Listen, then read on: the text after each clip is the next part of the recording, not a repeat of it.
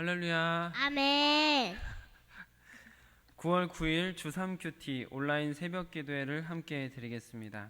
아름다운 마음들이 모여서 함께 찬양하겠습니다.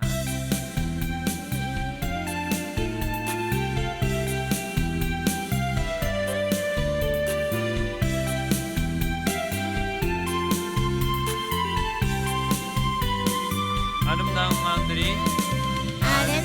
마음들이 모여서 주의 은혜 나누며 예수님을 따라 사랑해야지. 우리 서로 하나님이 가르쳐준 한 가지, 내 이웃을 내 몸과 같이 사랑해요. 미움 다툼 시기 질투 버리고 우리 서로 이 다음에 예수님을 만나면 우리 뭐라 말할까. 그때에는 부끄러움 없어야지. 우리 서로 하나님이 가르쳐준 한 가지, 내 이웃을 내 몸과 같이 미움 다툼 시기 질투 버리고 우리 한 번 더 하겠습니다. 아름다운 마음들이 모여서 주의 은혜 나누며 예수님을 따라 사랑. 우리 서로 사랑해. 하나님이 가르쳐준 한 가지, 내 이웃을 내 몸과 같이 미움 다툼 시기 질투 버리고 우리 서로 이 다음에 예수님을 만나면 우리 뭐라 말할. 그때에는 부끄러움 없어. 우리 서로 사랑해. 하나님이 가르쳐준 한 가지, 내 이웃을 내 몸과 같이 미움 다툼 시기 질투 버리고 우리 하나님이 가르쳐준 한 가지, 내 이웃을 내 몸과 같이 미움 다툼 시기 질투 버리고 우리 서로 사랑해. 아멘.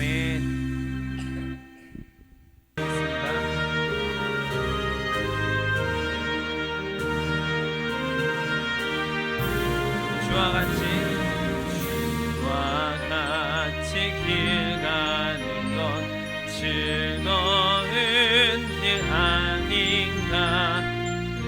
이 주님 걸어가신 발자취를 밟겠네. 한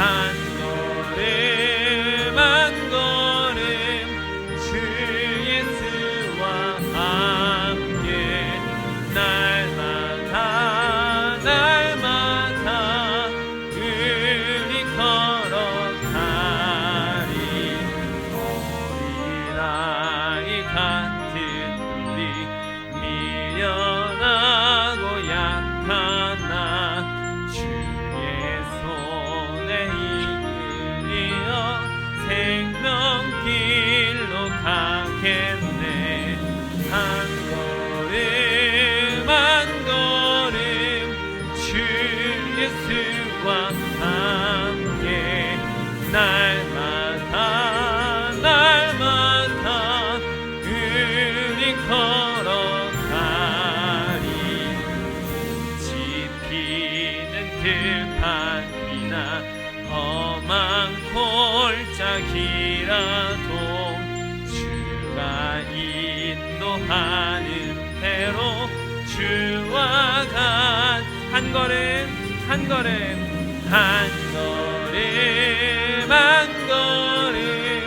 주 예수와 함께 날마다 우리 걸어가리. 선지자 에녹 우리들도 천국에 천국에 들어 올라갈 때까지 주와 같이 걷겠네. 한 걸음 한 걸음 주 예수와 함께 날마다 날마다 우리 일절합니다. 주와 같이 길 가는 것 즐거운 일 아닌가. 우리 주님 걸어가신 발자취를 밟겠네. 한 걸음 한 걸음 주 예수와 함께 날마다 날마다 우리 걸어. 어린아이 같은 우리 어린아이 같은 우리 미련하고 약한 나 주의 손에 이끌리어 생명길로 가겠네. 한 걸음 한 걸음 주 예수와 함께 날마다 날마다 우리 걸어가. 꽃이 피는 들판이나 험한 골짜기 주가 인도하는 대로 나 인도하는 대로 주와 같이 걷겠네.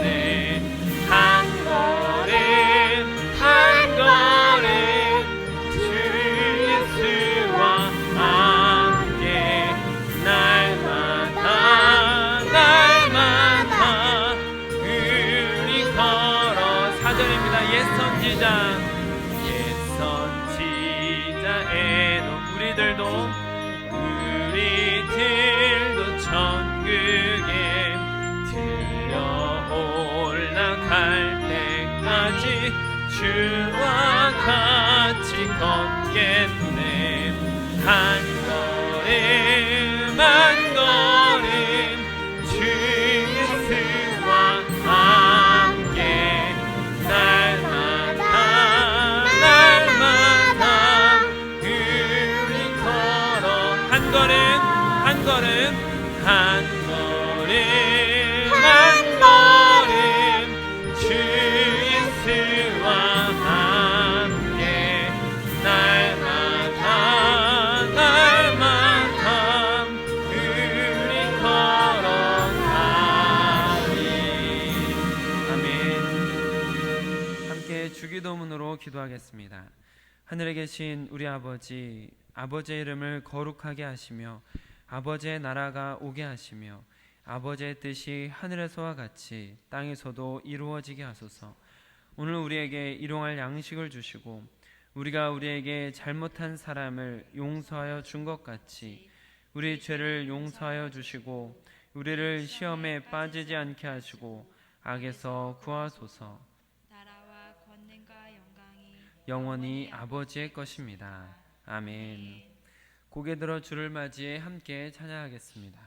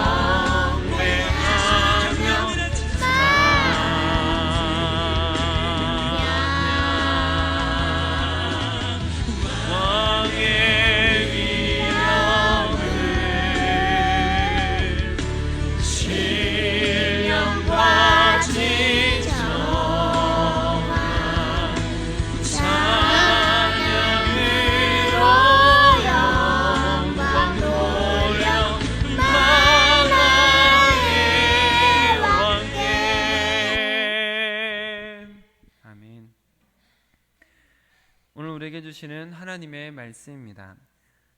새삼가족 성경 읽기는 신명기 22장을 함께 읽도록 하겠습니다. 큐티 말씀은 레위기 4장 13절로 21절 말씀입니다. 구약 성경 150쪽, 주3 큐티로는 46쪽에 있습니다.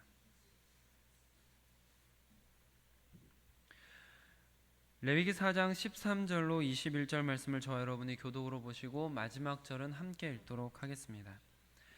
만일 이스라엘 온 회중이 여호와의 계명 중 하나라도 부지 중에 범하여 허물이 있으나 스스로 깨닫지 못하다가 그 범한 죄를 깨달으면 회중은 수송아지를 속죄제로 드릴지니 그것을 회막 앞으로 끌어다가 회중의 장로들이 여호와 앞에서 그 수송아지 머리에 안수하고 그것을 여호와 앞에서 잡을 것이요 기름 부음을 받은 제사장은 그 수송아지의 피를 가지고 회막에 들어가서 그 제사장이 손가락으로 그 피를 찍어 여호와 앞 휘장 앞에 7번 뿌릴 것이며 또 그 피로 회막 안 여호와 앞에 있는 제단 뿔들에 바르고 그 피 전부는 회막 문 앞 번제단 밑에 쏟을 것이며 그것의 기름은 다 떼어 제단 위에서 불사르되 그 송아지를 속죄제의 수송아지에게 한 것 같이 할지며 제사장이 그것으로 회중을 위하여 속죄한즉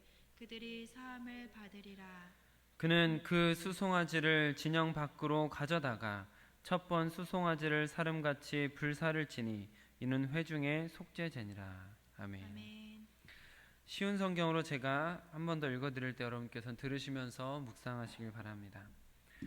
만일 이스라엘 온 무리가 실수로 여호와께서 하지 말라고 하신 일을 하나라도 해서 죄를 지었는데 그 사실을 모르고 있다가 죄를 지은 사실을 알게 되었으면 그들은 수송아지 한 마리를 바쳐야 한다. 그것은 모든 무리를 위해서 바치는 속죄 제물이다.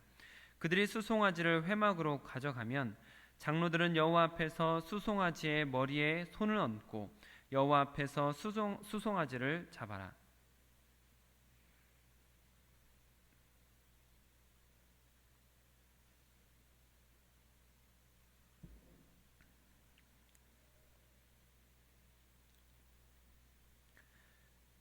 그러면 거룩히 구별된 제사장이 수송아지 피 가운데서 얼마를 회막으로 가져가거라.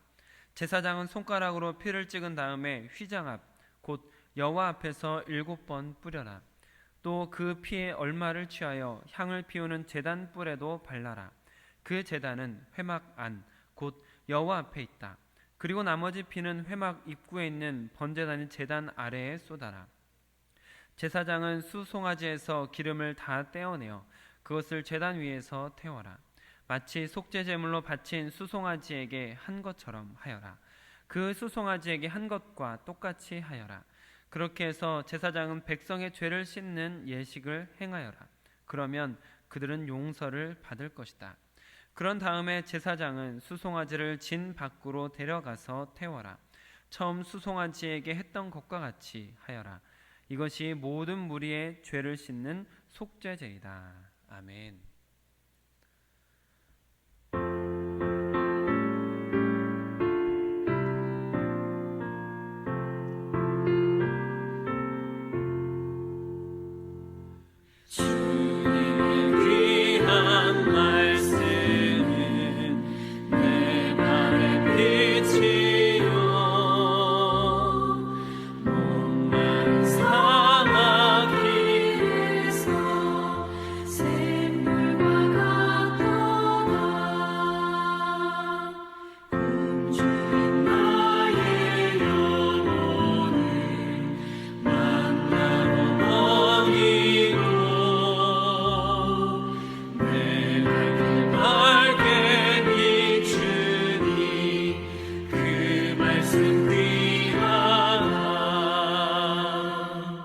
아버지 하나님, 오늘도 귀한 생명 허락하시고 하나님께서 허락하신 기회로 이 하루를 살 수 있도록 허락하시니 감사드립니다.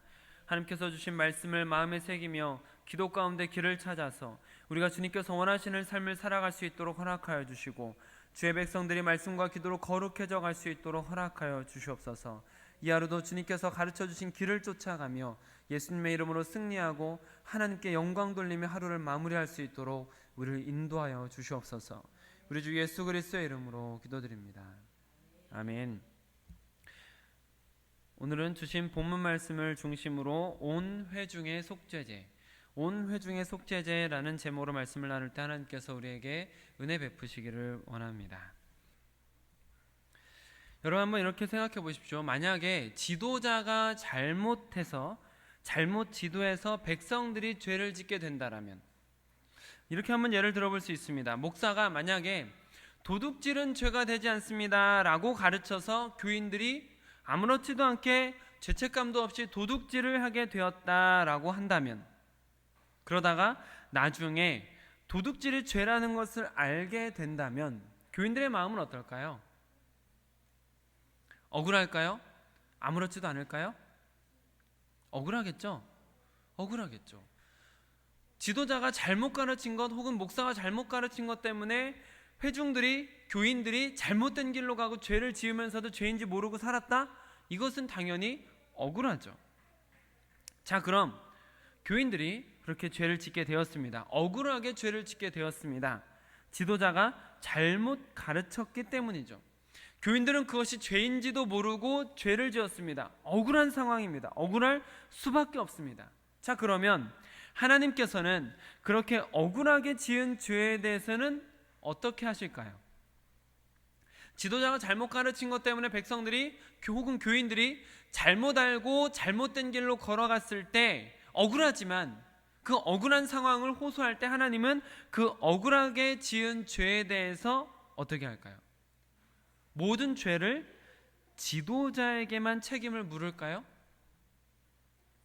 어제 드렸던 말씀 중에 마태복음 23장의 표현대로 하자면, 맹인된 인도자가 다른 사람들을 인도해서 둘 다 구덩이에 빠진다라면 맹인이었던 인도자가 모든 책임을 지고 가야 되는 걸까요? 모든 책임을 이끌었던 사람이 다 지는 걸까요? 지금 이 시대의 큰 문제 중 하나인 이단이나 사이비의 교주들 보면은 잘못된 성경 해석인데 그들 나름대로 그게 옳다라고 생각해서 많은 사람들을 미혹했습니다. 잘못된 성경 해석을 제멋대로 아주 잘 준비를 해가지고 많은 사람을 미혹했습니다. 어찌 보면 이단 사이비에 빠져있는 사람들은 사기를 당하고 속임에 빠진 것으로 볼 수 있죠. 그렇다면 이단 사이비에 억울하게 빠진 그 사람들을 마지막에 하나님께서 심판하실 때 이단 사이비의 교주들만을 심판하실까요? 아니면 이단 사이비에 빠져 있었던 사람들도 심판받게 될까요? 어제 이어서 오늘 큐티를 나누게 되는 레위기 4장은 속죄제에 대한 말씀이 담겨져 있습니다.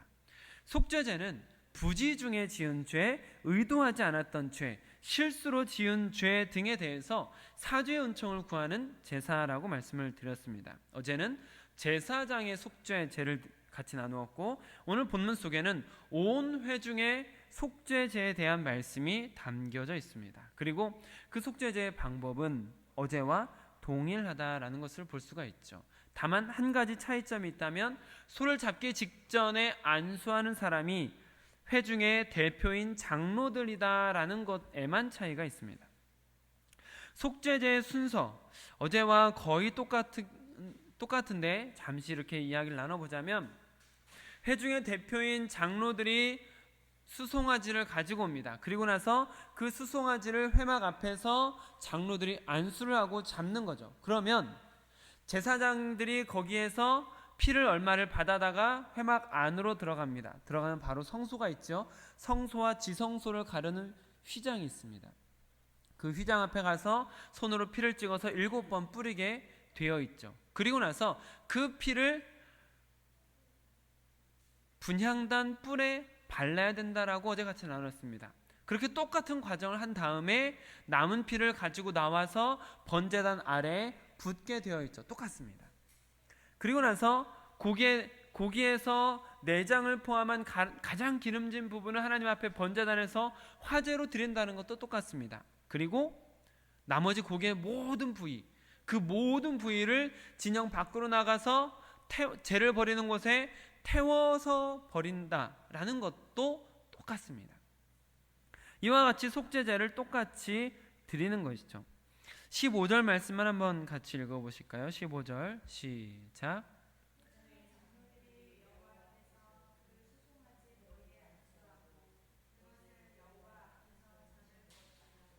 이 부분, 이렇게 회중을 대표하는 장로들이 머리에 안수하고 나서 잡는다라는 부분만 다르고 어제랑 똑같은 절차를 가지고 있습니다. 그러면 온 회중을 위한 이 속죄제는 언제 드리는 걸까요? 속죄제는 부지 중에 알지 못하고 의도하지 않고 지은 죄, 실수한 죄들에 대해서 사죄 은총을 구하는 것이다 라고 말씀을 드렸는데, 모든 백성들이 모든 회중이 한꺼번에 동일한 죄를 짓는 경우에 대해서는 분명히 기재되어 있지는 않습니다.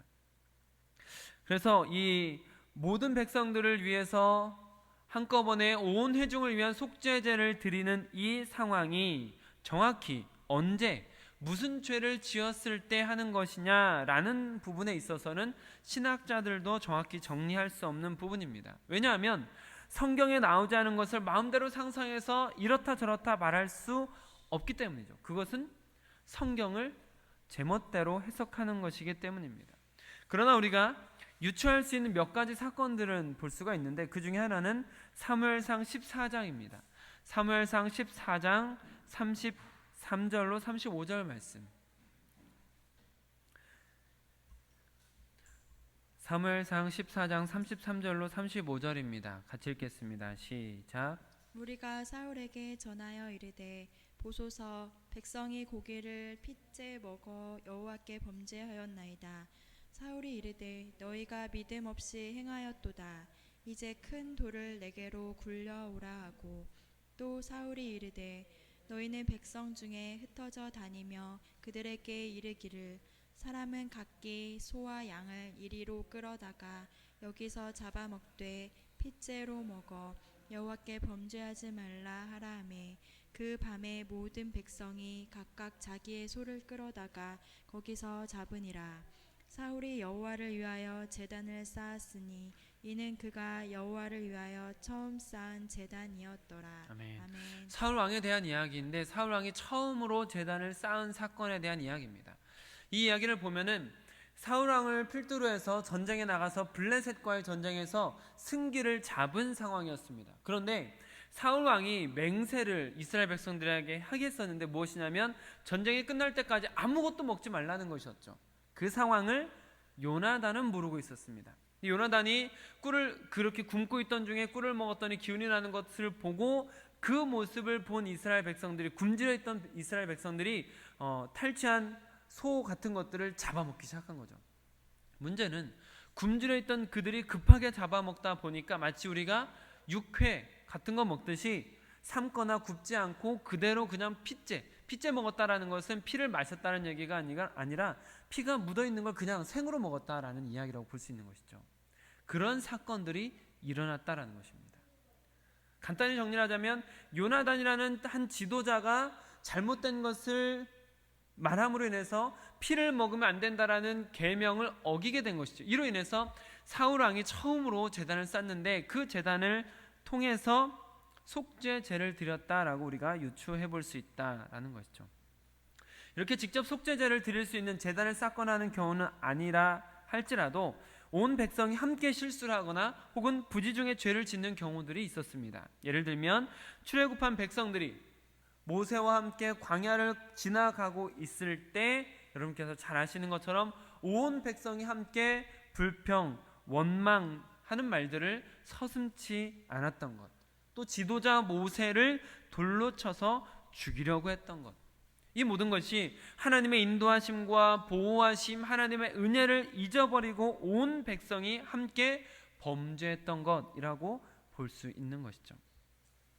또 민수기 16장에 보면 고라를 중심으로 반역하는 사건이 나오는 것을 볼 수 있는데, 이런 사건이죠. 전에 한번 설교 때도 말씀드린 적이 있습니다.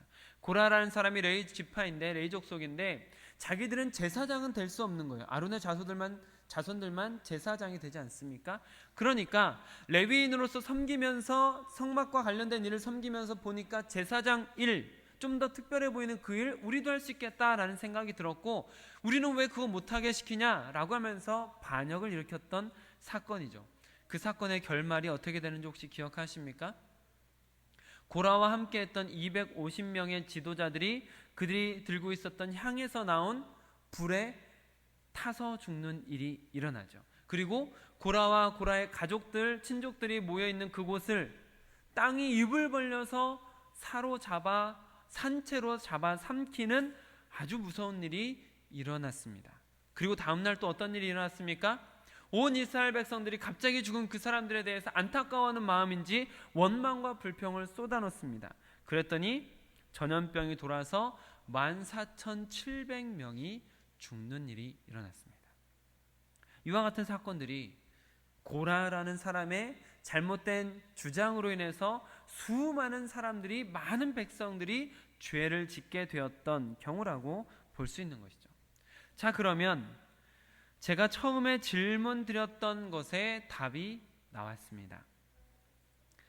지도자의 잘못으로 잘 모르고 죄를 짓게 되었을 때, 죄인지 모르고 실수로 죄를 짓게 되었을 때, 의도하지 않은 죄를 짓게 되었을 때, 이단 사이비 교주의 속임에 넘어가서 이단 사이비에 빠져 있는 사람, 그 죄에 대한 책임을 지도자에게만 물을까요? 이단 사이비의 교주들에게만 물을까요? 아니라는 것이죠.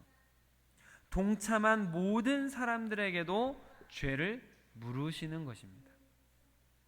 잘못된 지도자 때문에 모르고 지은 죄니까 억울한 상황 맞습니다. 그러나 억울하다고 해서, 몰랐다고 해서 죄를 짓지 않은 것은 아니라는 것이죠. 하나님 앞에서 누구도 변명을 하거나 핑계할 수 없는, 똑같이 죄를 지은 사람이라는 것입니다.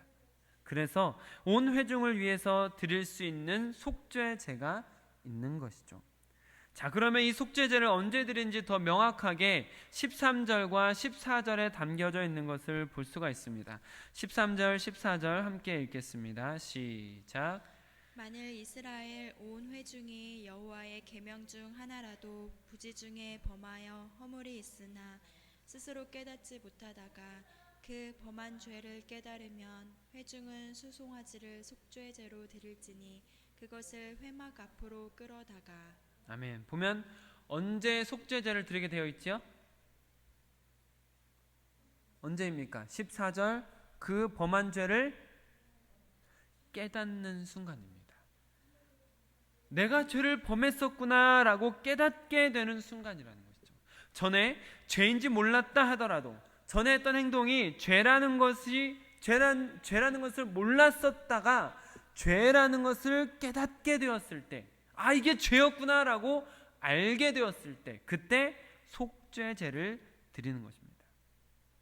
우리가 신앙생활을 하면서도 죄인지 모르고 죄를 지을 때 있을까요, 없을까요? 있습니다. 그리고 그리스도인이 되기 전에 죄라고 생각지도 않고 살아왔던, 죄를 지으며 살아왔던 과거들 있을까요, 없을까요?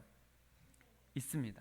혹은 이단이나 사이비 교주에게 속아서 이단 사이비에 빠져 잘못된 신앙생활에 열심을 냈던 과거가 있기도 합니다.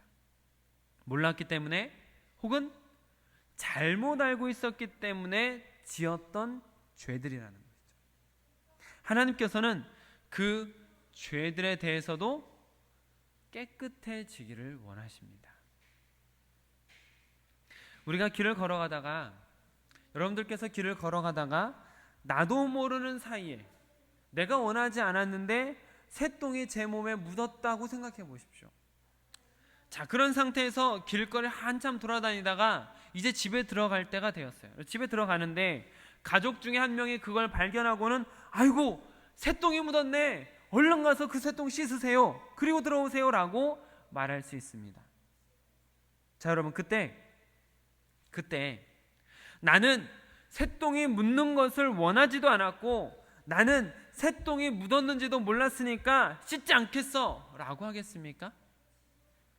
아니면 아이고 언제 이런 게 다 묻었어 하면서 얼른 가서 씻으시겠습니까?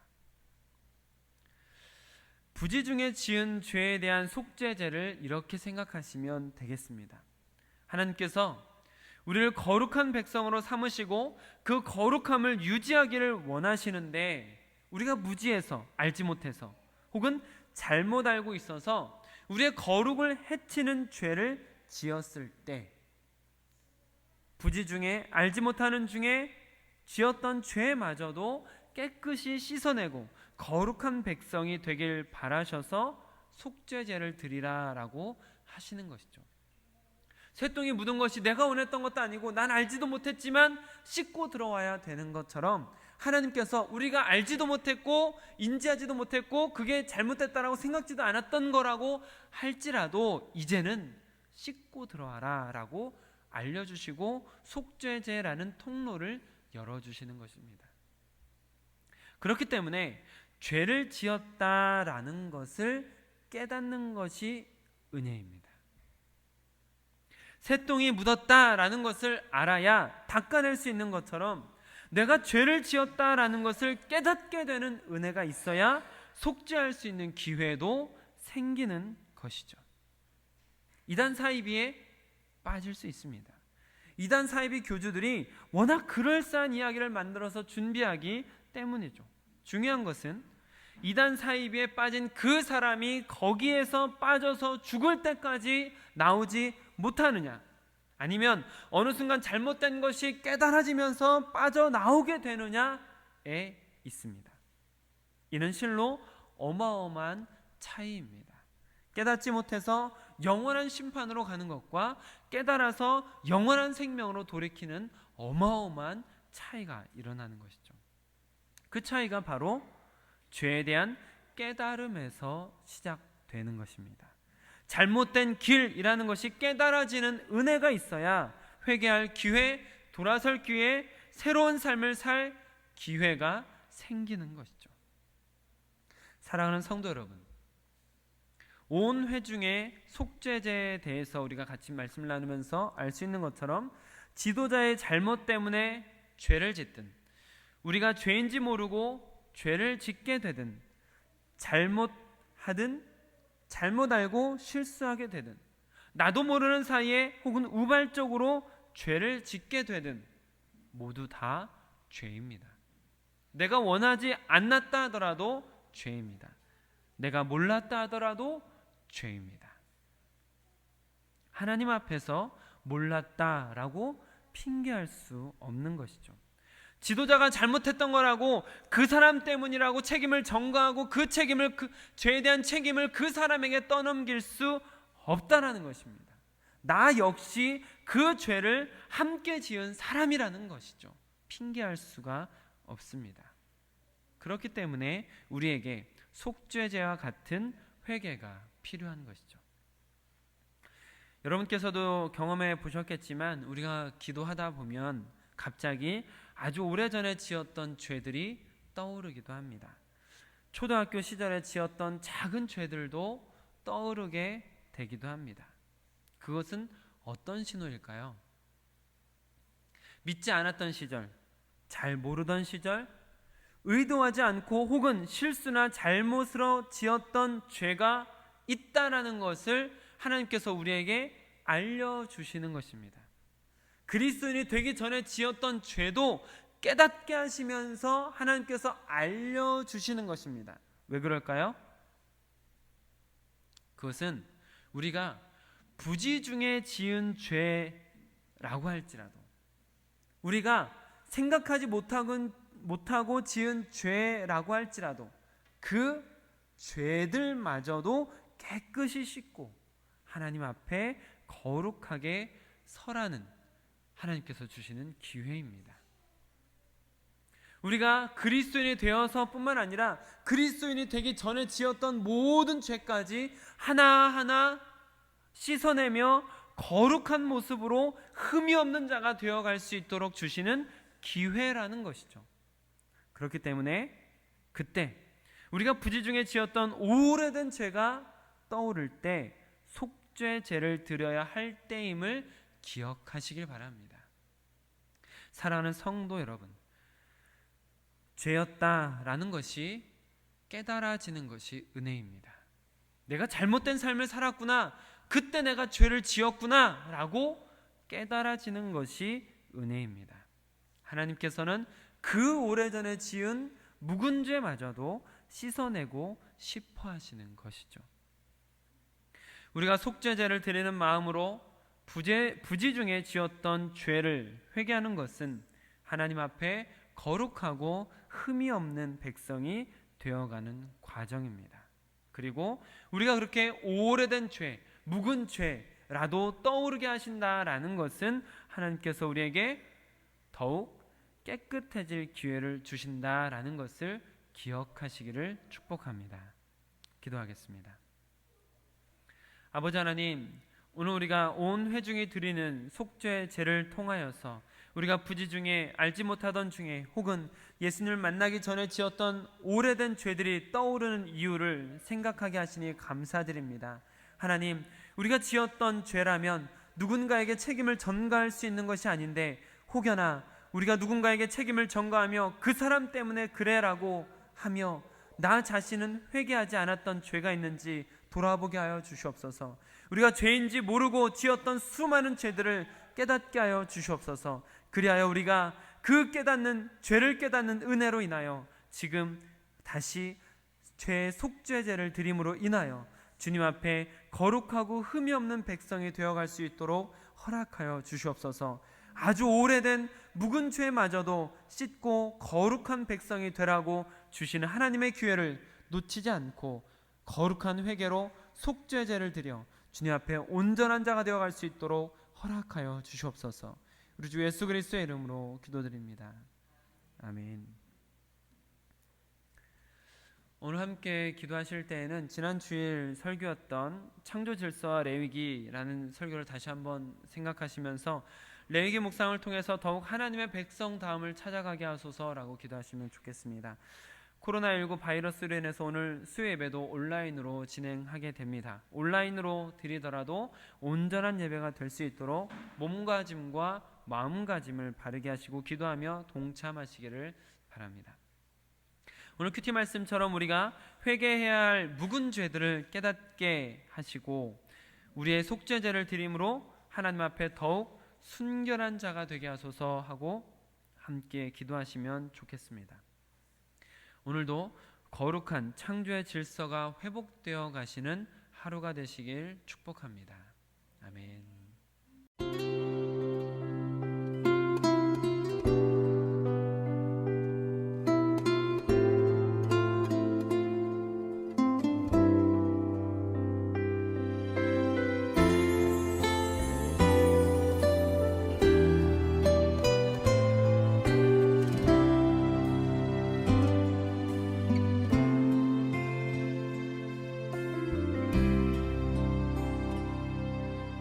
걷는 이 길이 혹 굽어도는 수가 있어도 내 심장이 울렁이고 가슴 아파도 내 마음 속으로 여전히 기뻐하는 까닭은 하나님은 실수하지 않으심일세.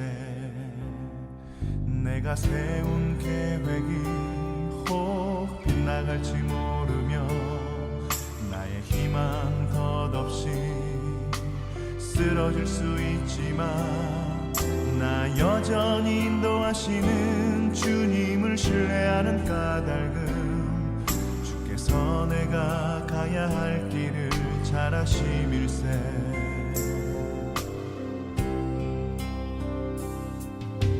어두운 밤 어둠이 깊어 날이 다시는 밝지 않을 것 같아 보여도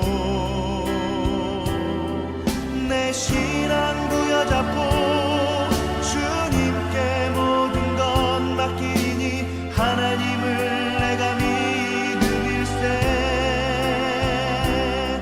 지금은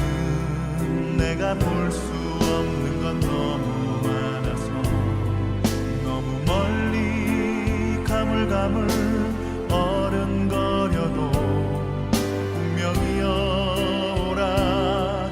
나 두려워 아니하리. 만사를 주님께 내어 맡기리.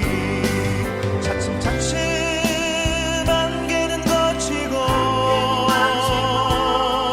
하나님 지으신 빛이 뚜렷이 보이리라.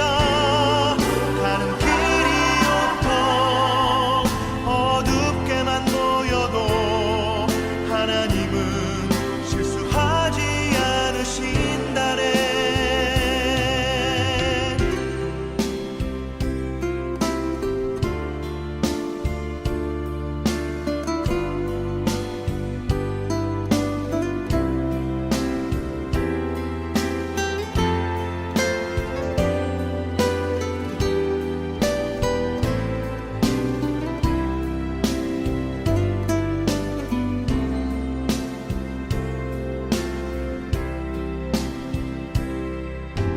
어두운 밤 어둠이 깊어 날이 다시는 밝지 않을 것 같아 보여도 내